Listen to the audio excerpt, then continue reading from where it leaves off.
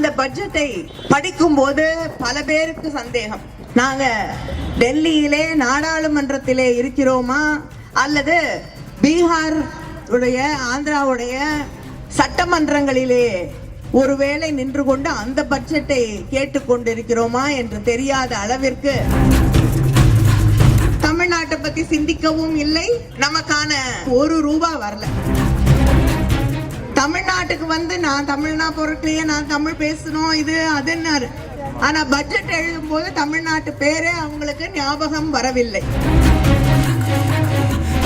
தொடர்ந்து இவங்களுடைய திட்டங்கள் எல்லாம் கார்ப்பரேட் நிறுவனங்கள், பெரிய பெரிய நிறுவனங்கள், பணக்கார முதலாளிகள் இவர்களை வளர்த்து விடுவதற்கான திட்டங்களாக மட்டுமே இருக்கிறது. இந்த நாட்டில் அதானி அம்பானிக்கள் மட்டுமே பெருக வேண்டும். நிர்மலா சீதாராமன் அவர்கள் உங்களுக்கு எல்லாம் தெரியும், அவங்கள நல்லா நமக்கு மழை வெள்ளம் வந்த போது இங்க வந்தார், தூத்துக்குடிக்கு வந்தாங்க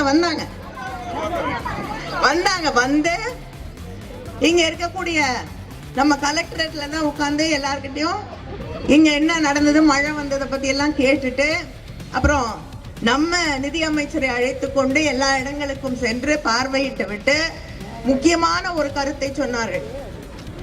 என்ன, கோயிலுக்கு போனீங்கன்னா தட்டுல காசு போடுங்க, உண்டியல்ல போடாத. அதனால சொல்லிட்டு அவ்வளவுதான். போனவங்க தமிழ்நாட்டை பத்தி சிந்திக்கவும் இல்லை, நமக்கான அந்த மழைக்கான நிவாரண நிதி ஒரு ரூபா வரல.